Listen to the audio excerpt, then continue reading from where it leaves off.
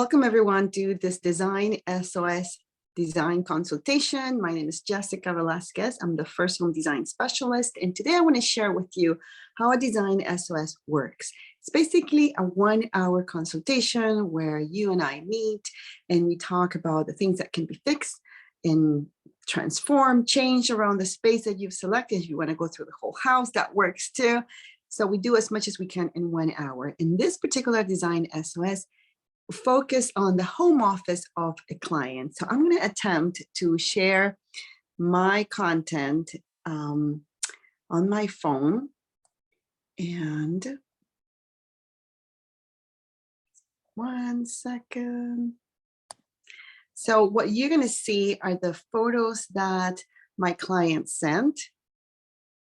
These 4 walls, and basically, okay, so now you see that, and here are the photos. Okay, very good. So here you see 4 photos, 4 different walls. As you come in, the first thing you see, it's the bicycle or the spin bike on the right, and then there's the desk right in front with a window, which is the photo right below, right at the bottom of the sketch. Then as you enter to your left, you're going to see this accent chair, gray accent chair, a table, a small palm tree, a plant, and a window. And then to the right, you'll see the bike. You'll almost see it right in front of you as well. So these are the photos that my client sent me, along with the sketch with dimensions. Dimensions are really important in Design SOS consultations because it's the only way I have to work around your space without regrets. And if I'm going to help anyone choose furniture and choose what they want to buy and bring into the room, we need to know the dimensions. So the next thing I'm going to show you is specific about each wall. So as I talked to her and we developed a list of the things that she's keeping and the things that we need to buy, I started making notes of what needs to be purchased and why some things that are here in this room are important to her. So the first thing, you see the bike, she said it needs to stay in this room. We know that. And they asked her about the table where the fan is. And basically, she said this is where her iPad has to rest because as she's using her bike, she needs to see her iPad.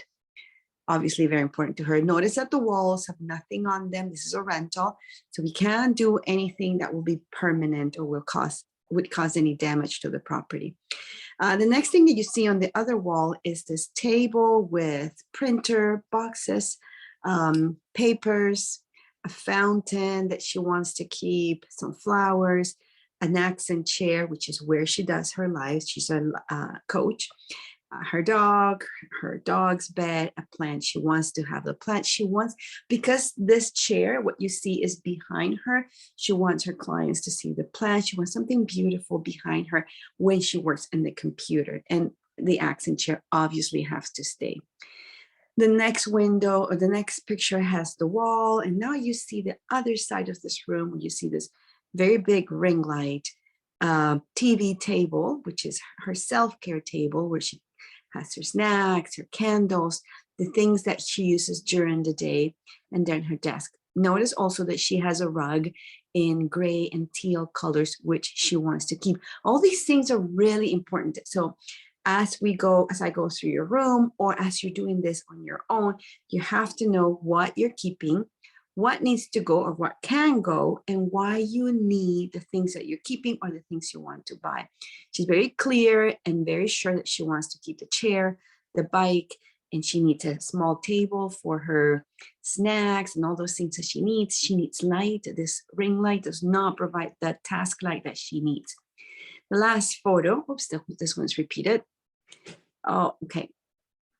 The last photo is this one, and here you see the home office, sorry, the desk right in front of a window, which she loves because she can see the outside.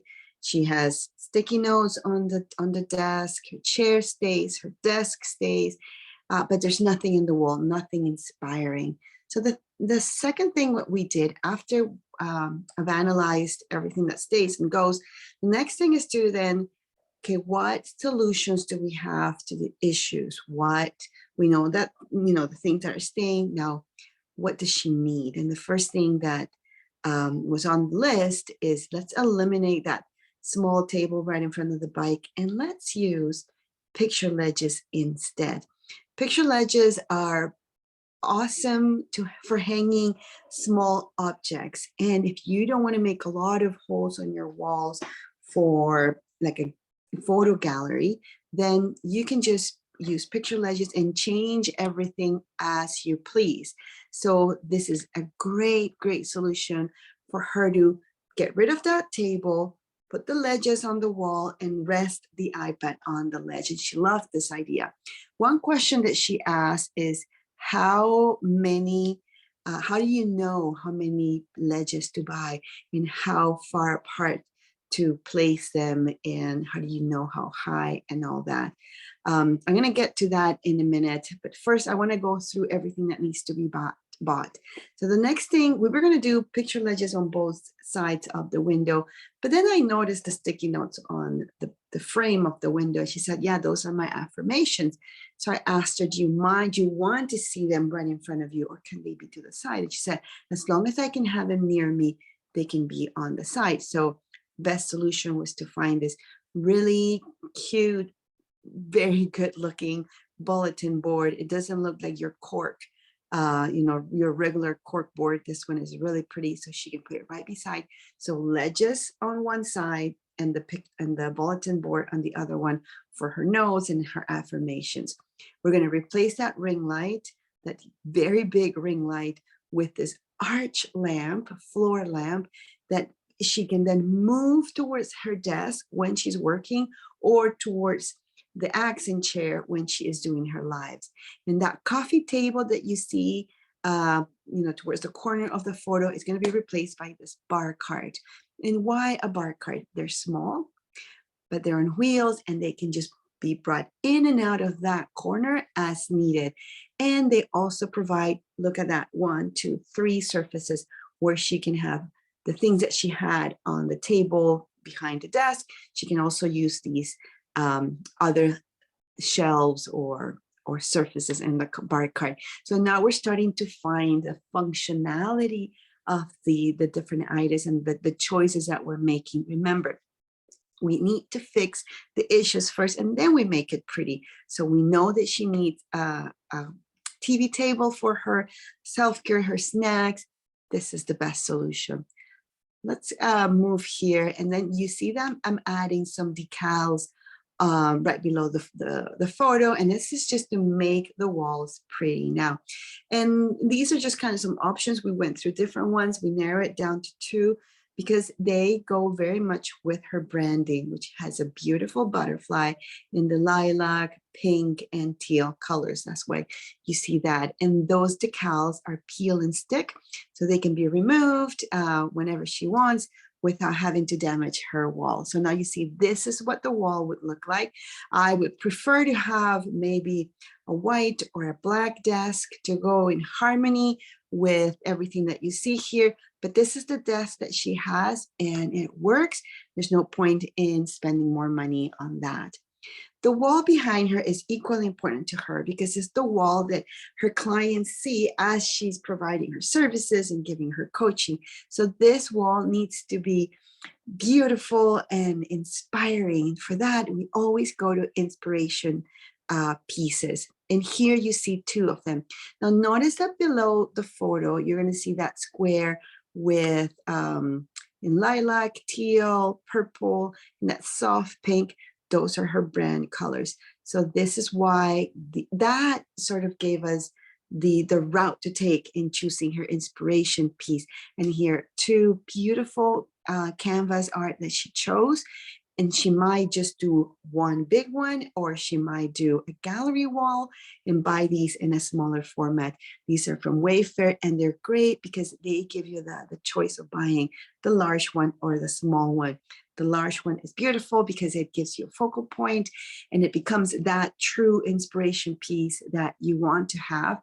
But a gallery wall with small photos or prints or artwork grouped together will give that vision of a focal point that a bigger one would as well. So having chosen that inspiration piece, the next thing we do, we did was to then choose the accessories. We talked about having, well, first of all, instead of that table that you see here, we're going to replace it with a cabinet with doors. The reason being is she wants to hide the clutter, and that's totally okay. Not everybody wants to have open shelves and have to worry about keeping it nice and neat. So shelves, a cabinet with doors is the best solution. She can hide her printer, she can hide the paper, and just use, put her little water fountain on top and some flower arrangements without having to worry about the bottom. And of course, we added some accessories in the form of pillows.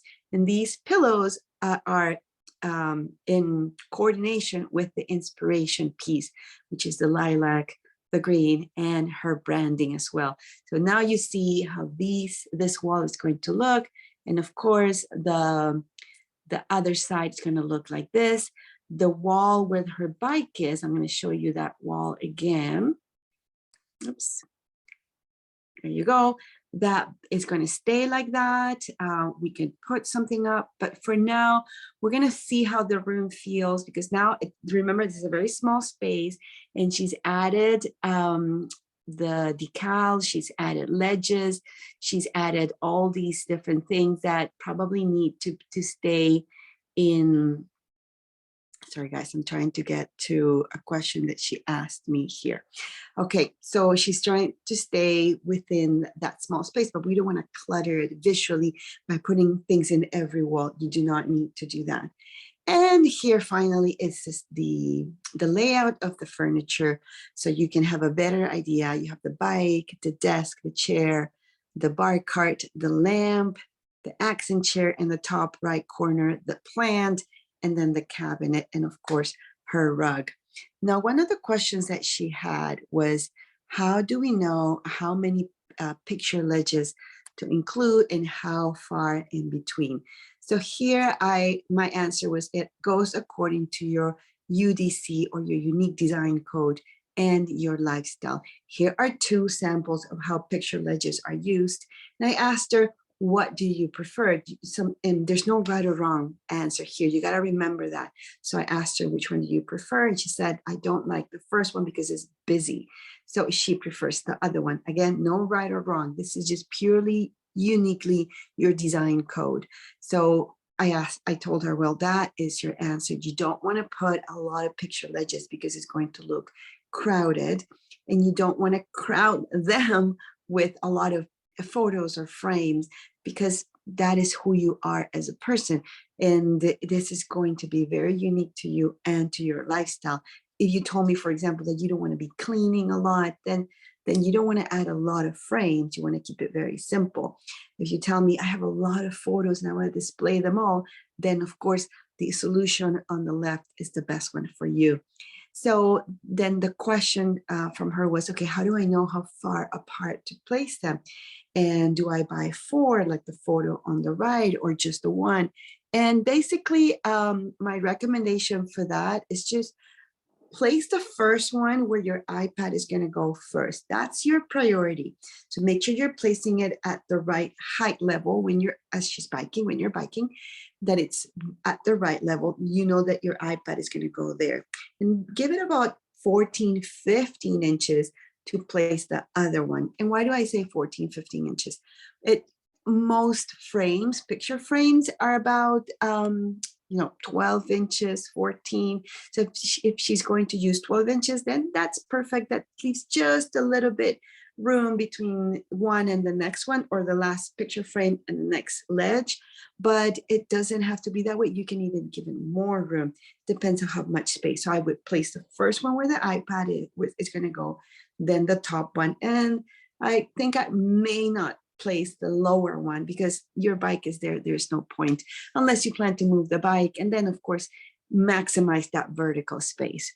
So I think this is about what I can tell you. You have the layout, which is key. You always want to have the layout, which is going to tell you the measurements. It's going to tell you what to buy, what to look for as you're shopping. But this, in a nutshell, is a Design SOS. And I know I've mentioned several terms. Let me stop sharing now. And stop sharing. here I am. So I know I've mentioned a few terms like your unique design code and your inspiration piece. Those are terms that I use and that I teach about in my decorating course, Pins to Reality, which is something that you can learn too. You can learn how you do it. But if you want me to do it and get you started on the right path, then a Design SOS is probably the way you want to go, because it's a 1-hour service.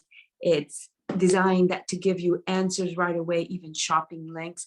My client left with all those links that she knows where to go and what to buy. She has the dimensions. It's a great solution for those of you who want to just focus on one room and get solutions right away. But if you want to learn how to do it yourself, of course, Pins to Reality is the solution, and that is pinstoreality.com. So I hope this was useful for all of you. And if you want to design SOS, don't forget, just email me, message me, and I will be glad to tell you more about it.